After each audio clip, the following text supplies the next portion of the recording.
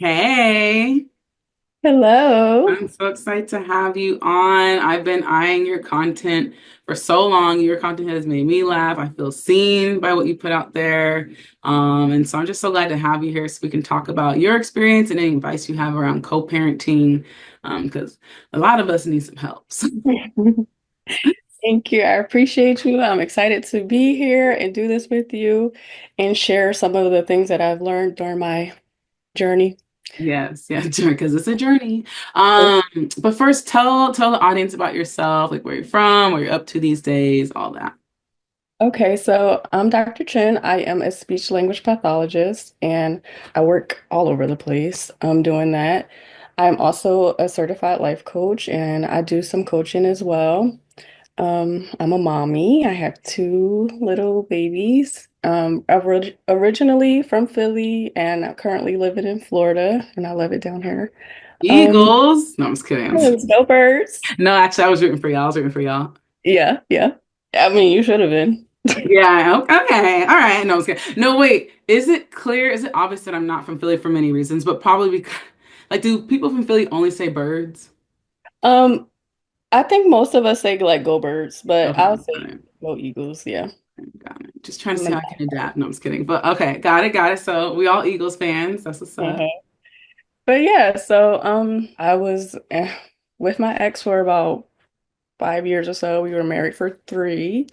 And then we separated and we've been co-parenting ever since. So we've been co-parenting for about 3 years now. And I tried to use going into transitioning from like wife to being co-parent. I tried to use a lot of what I learned from my own experience as a child that was co-parented. Oh, wait, you were co-parented too. Yes. Oh, tell me about that. Yeah. Okay, so in the 90s we didn't I don't know if like that term was used back then. No, not at all. I'm Yeah, certain. okay. No. So, but yes, I was one of those kids who went to their dad's house every other weekend, most of the time. You know, one of the biggest things that I took into my co-parenting relationship is that when I was younger, I was that kid sitting on the stoop waiting for dad, didn't Mm, show up, and I didn't want okay. my kids to have that same experience because I remembered how it was. And Mm, in the beginning of our co-parenting relationship, a little of that was occurring. And I'm okay. like, I had to talk to my ex and say, like, listen, I know how it feels. I don't want to put them in the same situation. Right. And so one of the big things for me was realizing like the way that I changed things on my end is I stopped telling them like he's gonna come pick you up this day just because I didn't want him not to show up and then they're waiting and then they're disappointed. And so that was a big thing for me that I took into it. And, um, things have gotten better since then. He's very consistent. He comes when he's supposed to. Okay, cool. Um, Wait, what was that shift? Why do you think was it the conversation you had or? I think it was a lot of the conversation we had because him and I, we had kind of not really similar relationships with our father, but we both had interesting relationships with our father. And I'm like, how do you want their experience to be with you? Do you want to repeat the same pattern or do you want to do something different? Because I'm like, I'm one of those moms like, these my babies, I gotta protect them. I'd rather you not be involved at all than to be a fickle inside and out, come and go when you please type of dad. So like make your decision what you want to do. Right. And so from that point, he became more consistent and, Wow. doing the things that he needed to do. And so I think he really took into consideration how he grew up and stuff like that. And so I think it clicked for him at that point, which That was is good. good. That's Yeah, amazing. One, like, first of all, it kind of sucks that you're put in that position to protect them from that energy, right? But that's what we do as moms. Someone got to do it. And then exactly. also it's great that you like, at least you had the ability to like remember, hey, this made me feel this way, and I'm going to now try to do my best to prevent our kids from feeling that way. Like some people don't make that connection. They just Yeah. continue the let's say hurt. Hmm. And then the fact that he took your feedback and did something with it and was able to have that empathy and like once the connection was made, because sometimes we just don't know what we don't know, or we can't make the Yeah, clear the dots because we got all this other stuff going on. But the fact that he took that feedback from you also shows that there's a level of trust there. And then like that's just amazing. I'm glad that you guys had that dynamic. for sure. Like I felt like I'm grateful that I had somebody that I'm to co-parent with that actually like wants the best for our children and understands like at the end of the day, it's about them now, even though things might not be um great between us or we're not having a relationship anymore, but he still wants to preserve that relationship with them. And so yeah, I appreciated that. So Let's go back a little bit to your experience being co-parenting. So do you have siblings? Like, what's your family makeup? yeah, so I'm the oldest and Uh-huh. I have a younger brother. My childhood is crazy, okay? I have Um, two younger sisters, okay? Um one came from my dad in another relationship and one from my mom in another relationship. But my brother and I, we have the same parents. got it, got it.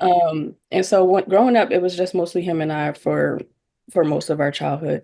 The first 13 years of my life, I was co-parented. When I Okay. turned 13, my biological parents got married to each other. And then from 13 to 26, right, they were married. And so I also experienced, growing up in the house with both parents. And then at 26, they got divorced. So it was like 13 years, 13 years. Yeah. Yo, So crazy, I can't. right? That's why. Why do you think they Yeah. got back together? I okay. Well, how everything happened was I Um, was in middle school at the time, and middle schoolers, I'm starting to rebel a little bit. And so my mhm. mom's like, you know what? You're gonna go live with your dad. And so she sent me to go live with him for like a week. And then during that time, I was like, oh my gosh, I miss my mom. I want to go back home, blah, blah, blah. And then I guess they kind of reconnected at that time. And I just remember for some reason this sticks out to me. I needed some new sneakers. She told me to call him so I could get some new sneakers or whatever. And then I guess from then they kind of just clicked and then What kind of sneakers was those? Nikes. Yeah, okay, Nike. Shout out to Nike bringing families together. That's But yeah, so after that, they reconnected and ended up getting married. And I remember at their wedding, I'm like, they yeah, they're got married, married, like a married, had a ceremony. whole wedding, yeah, everything. I was the junior bridesmaid, and they made me do like a little speech, and A my little speech. toast or whatever it was, it's about time. And then the audience just started clapping and laughing, like, yeah, They made a good choice on the but speech. yeah.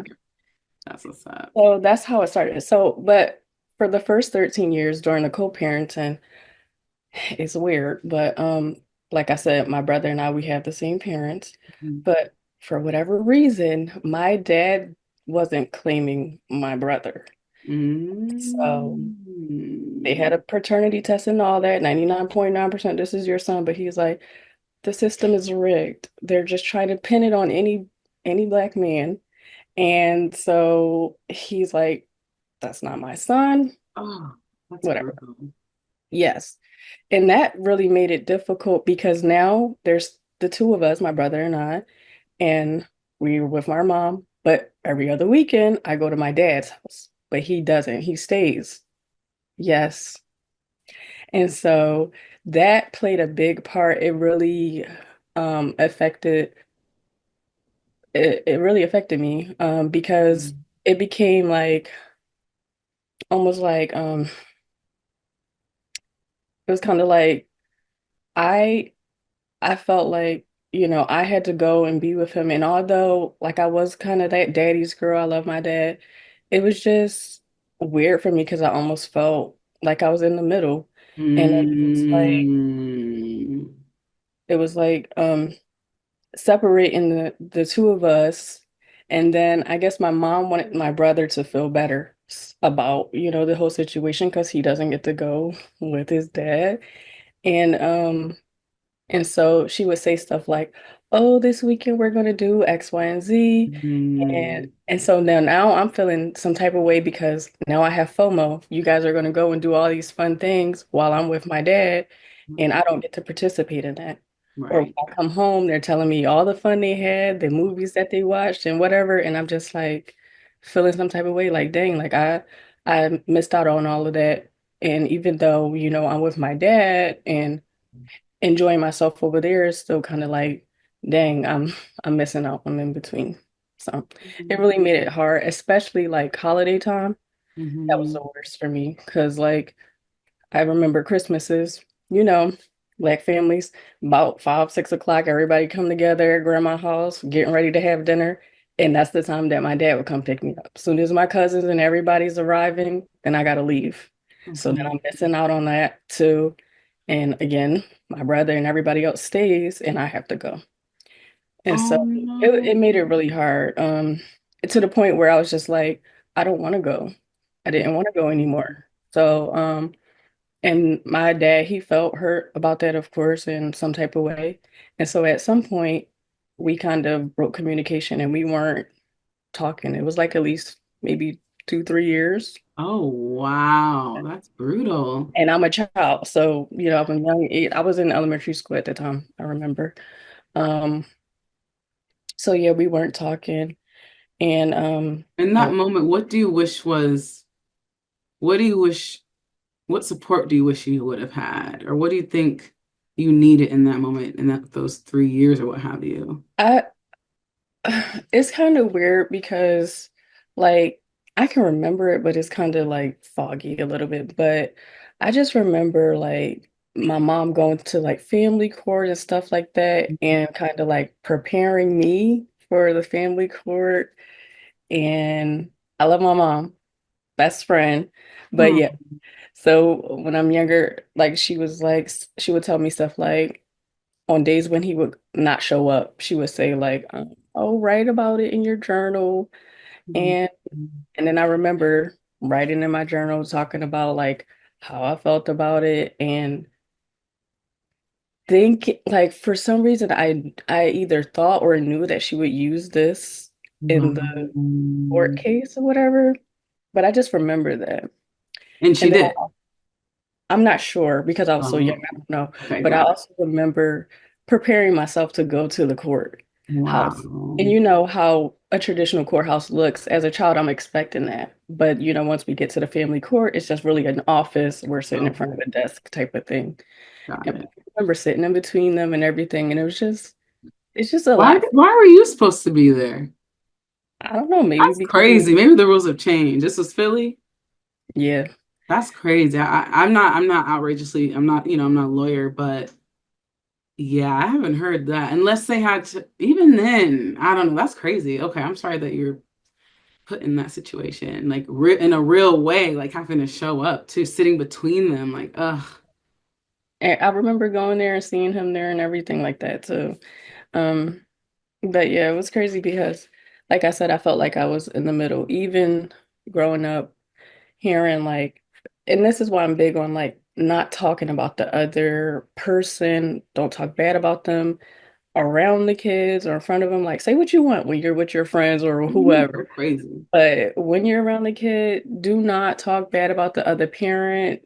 Like, we pick up on that stuff because that's Mhm. something I also remember my mom and my aunts talking about my dad and like saying stuff about him or whatever. And like I said, I was a daddy's girl. I love my dad.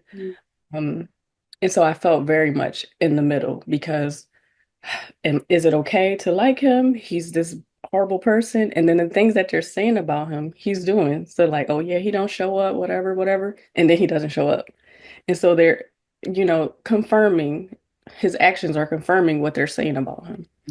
And so it made it tough to like it makes it difficult for you to trust your parents or believe, because you're hearing all this stuff, you're seeing all these different things, and it just makes it super difficult. So please, if you're gonna take anything from this, do not talk about the other parent in front of your child. It, like it's not worth it. It really has an impact on them. And like, yeah, even if they're little, like kids pick up on, they might not be able to process or talk about what they're feeling at that moment, but they feel it and they know Yeah, for the sure. miss. Yeah, that is really, really challenging. That sucks. I'm sorry you're putting that, but I love that you're able to leverage it to help your kiddos too, Exactly. for sure, for So I sure. was able to take that in. That's like one of my biggest things. And so sometimes I'll get, you know, um, reports from my kids about things that they're hearing from their dad. And I'm just like, Mm, reach out to him, like, please don't talk about me in front of the kids. And even still, I still get little remarks, like if I'm on FaceTime with them and stuff. And I'm just like, please don't do that. right. Um, but yeah, so. For you Don't to do that. set them boundaries. And I love that you check them on it, you know. Hmm. That's good. That's good. Yeah, I think shit is he was kind of brutal. under the impression that I am saying things about him. Hmm. And I had to say, like, I'm not. As much as I talk about you to the whole world, On Instagram. but to my kids, no. They're like, he's the greatest daddy. Yep, he is. No, Hmm. I'm not about to try to bash him or anything like that. Absolutely not. Because that robs your kid of being able to have this moment of just seeing their parent as a hero. Yeah, And obviously, if pops or mom aren't showing up correctly, like you can't, but you also can't control that, right? exactly. And so as much Yeah. as we want to shield them, we can't. They see it too, and you don't want to invalidate what they're seeing. It's like Hmm. Yeah. just like how you like. So, for example, like let's say my child's father drops a ball on something. Like I'm not gonna gaslight my kid and be like, oh, like that didn't happen, or like, oh Right, yeah, right, I'll just say your dad did his best, or that's something he needs to work on, but it's not a reflection of how he loves you. He loves you. His intentions are good. Like I always do that, no matter how much in the back of the head I'm like, right. all right, because I want to protect my son's spirit and his heart. And I want to protect his vision of his papa, but it's not. But again, it's not. I can't control everything, right? Because I can't control his papa's behaviors. Exactly. But I can But it only also impacts how they look at you because if you are bashing their dad and you're saying all of this stuff about him, it doesn't make you look good. at all. I always say like let the kids figure it out for themselves. They won't be children forever. One day they'll be able to see things more clearly. So he can say what he wants, but I know how I show up for them. I know how they perceive me and everything like that. And so if there's questions, I answer them like based on, how much they can comprehend or whatever. And yeah, try to do stuff like that. Just The thing that's been hard for me though is like, and I noticed my clients struggle with this is like they don't want to bring the kids into the drama and such of like the parents or the disconnects. However, when a parent is lying about the other parent and now the other parent's hearing it, it's like hard to not want to defend yourself and be like, right, right. honey, that's not actually the case. And so I don't know, have you ever experienced that or tried to navigate that? For sure. I was told, oh yeah, you took daddy's TVs or whatever. You took all these things from him. And I'm like, and my answer was simple, and it was the truth. I Hmm. didn't take anything. I purchased those TVs. They Hmm. belong to me. Hmm. I took my TV. Right. Period. That's simple, right? We buy something, it's yours. Yeah. Yeah, that is tough So, because then it's like now they're hearing two different things and they're like, yeah. the one thing I try to tell my son if there is a disconnect, because it's confusing now, like you said, is we all have our own perspectives. This is how I perceive, sometimes we won't always have so that he can at least find some kind of logic to the disconnect because I just Hmm. so hard, the little baby I brains know, right? trying to navigate all this flawed parents, all that. So, but yeah, I love how you tackle that with your But kiddos. thank you. So yeah, I try to just tell the truth. I don't go and defend myself like, yo, no, no, no, blah, blah, blah, I'm this. I don't need to do all of that. Right. I like that. That takes a lot of resilience and maturity and like emotional regulation. What about your kiddos? Like, how do you guys, how did you say you split the time? And was everyone okay with that schedule at the beginning? Initially we were doing every other weekend and I felt like that was too infrequent. And Mhm. so I'm telling him like you need to get them more often. Right. And he didn't challenge that. He wasn't like, nah, I'm straight. I'm good. You got I- it. based on his work schedule, he's like, oh, it's going to be really difficult for me or whatever. And so he ended up getting them one additional weekend, Mhm. um, which is still not that much, but I accepted it because, weekends I'm outside. So, I accept it for now. But, I still would like them to go more often. And I think as they get older, they probably will. But at this point, the 3 weekends work because I homeschool. So during the week, they're with me anyway. I can do their homeschooling. He doesn't really know how to log on to anything to do any of that. So I have to do it. And even like In even there. if I say like, oh, she got this assignment she need to complete, he will interrupt his time sharing to come to my house so that we can do it. Yeah. Yeah. So He's like, hey, we're gonna get it done, but by we, I mean you. exactly. So he bring them over and we do it. And I tell him like, no, you can't keep doing it. Like you need to figure it out. But Right. so there are times like because they go like a week in the winter, Mhm. a week or two in the winter, and like a week or two in the summer. And so but homeschooling, is year round most for the most. What? Wait, hold on, pause. Homeschooling is year round? Well, I have them in a program and the classes continue, so it's not like, a traditional summer break or traditional winter break.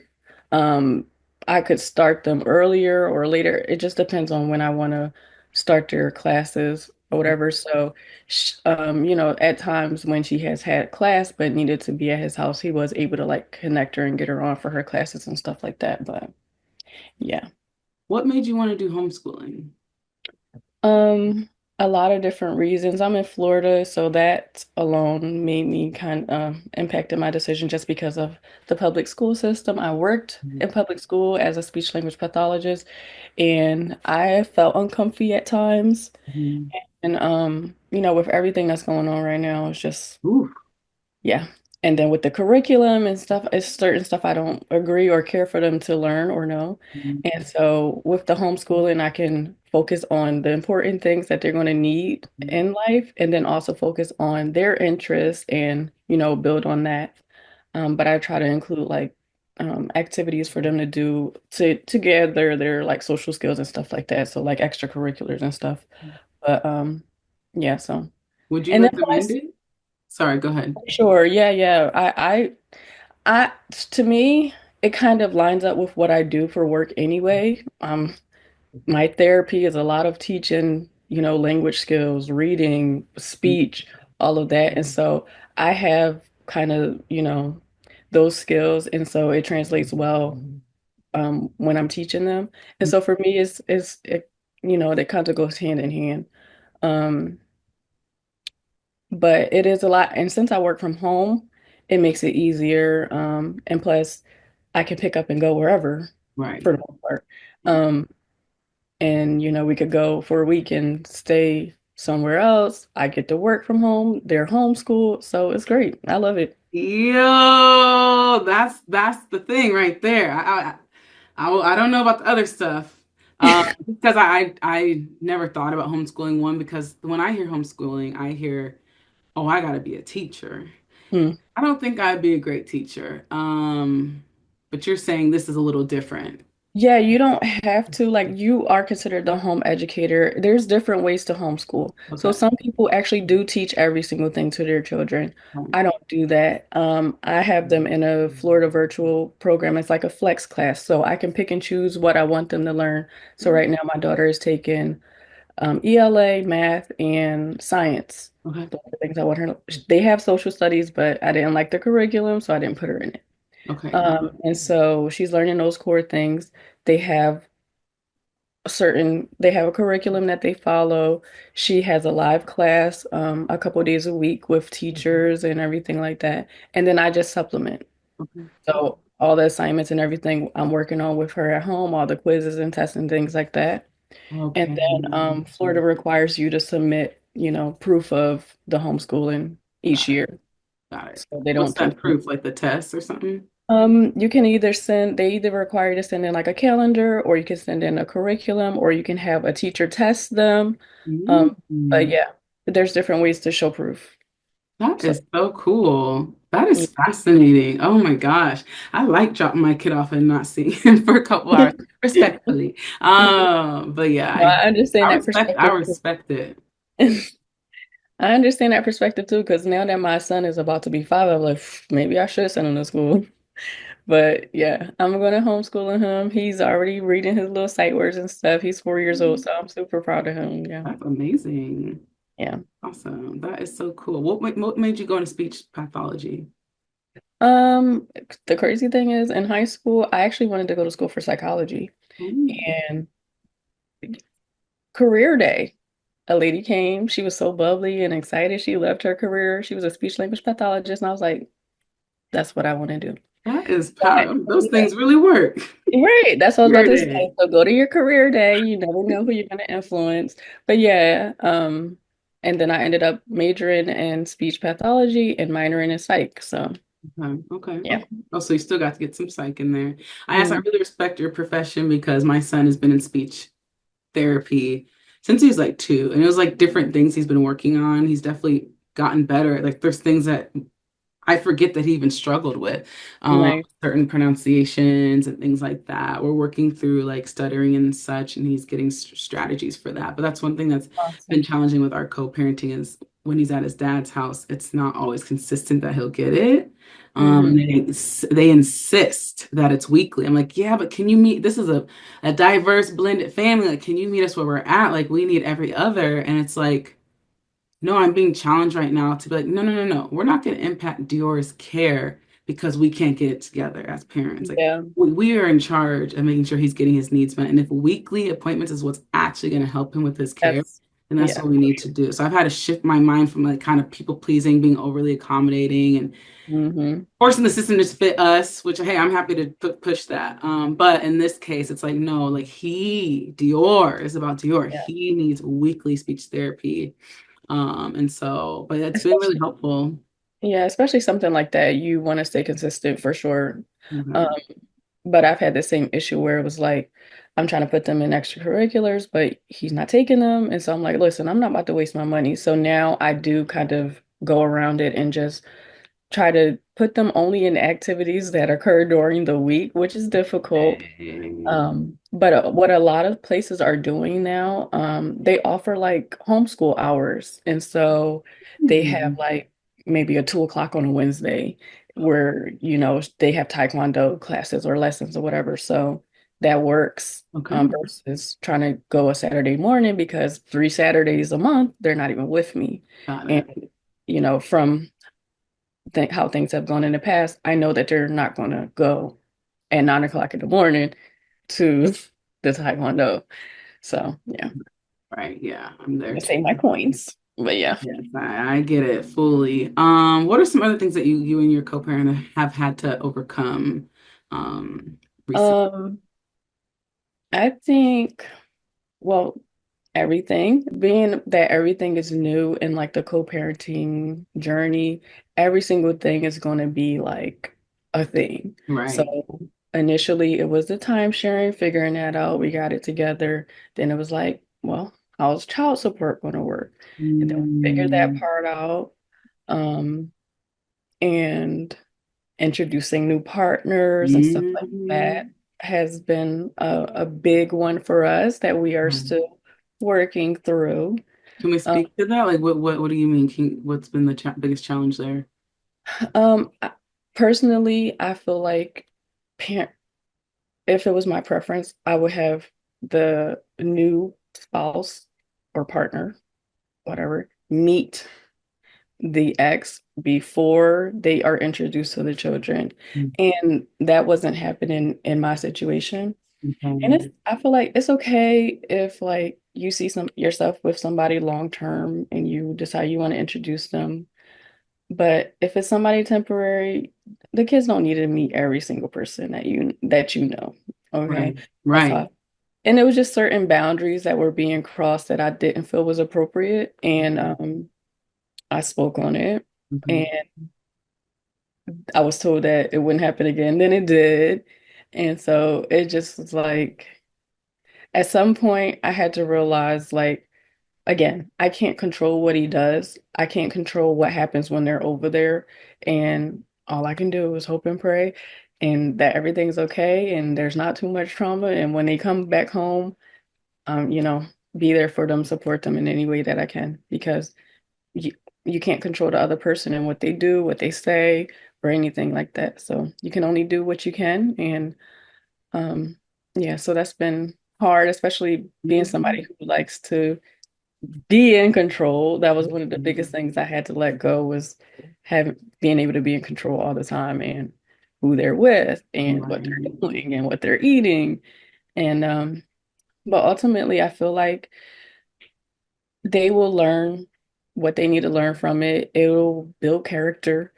And Hmm. plus they'll have a different perspective on life and things because my ex, he's like I said, Jamaican and Chinese. Hmm. And so I'm just Black American. So Just.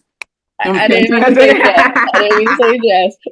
I am Yeah. Black American. And so, um, they have their cuisines and different things like that. And I think this year they actually got to go celebrate Chinese New Year with some family, which I thought that was pretty cool because that's not an experience I can give them, you Right. know.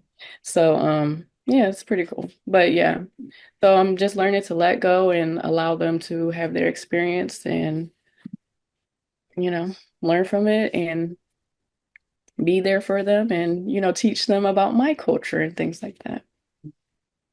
So, yeah. Awesome. I think that's so cool that they have so much like rich, culture surrounding them and that Yeah. facility, even though that's not your culture on the other side, that you facilitate or you like support them in getting to learn about their Hmm. dad's culture, which is their culture too. So Yeah. it's And really I think it's really cool because in high school everybody was taking Spanish. I was in the Chinese class for 4 years. Okay. okay, Don't know Mandarin. don't know any Chinese, but What was you doing in class? struggling. Ni Oh, hao. That's the only thing I know. that's hilarious. That's a It's little more hard than me. because because But you got to learn the letters and the pronunciation. So it's like a double thing, mm, whatever. But yeah, and it's so different from English, I for sure. imagine.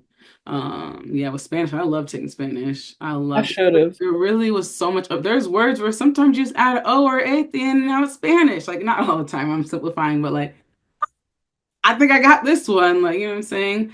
Honestly, if I Um, could go back, I probably would take Spanish because if I could be bilingual mm, therapist, girl, I'd be in the mm, money right now. For especially in Florida, no? yes. And it's crazy because I work in a peds center and most of my clients speak Spanish and I'm sitting in there like, baby, I don't know what you're saying, but, Okay, got it, got it, got it. Yeah, but I yeah. love learning Spanish because of that overlap.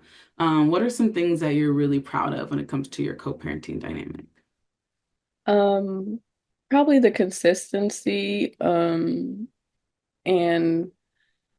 the fact that we can sit in a room with each other and laugh and talk and be around our kids and not make it awkward or weird or whatever. And, they get to spend time with both mom and dad. So like for holidays sometimes, if the kids are with me, he will come over and he'll hang out and have dinner and stuff like that. And, see them play with their tool new stuff and, have that dynamic Thanksgivings as well. Okay. And our families get along like we had went through a lot and lost the place that we were living in and all of that. And so at one point we were living with his dad. Hmm. And so during that time when I was there, it was about 3 months or so.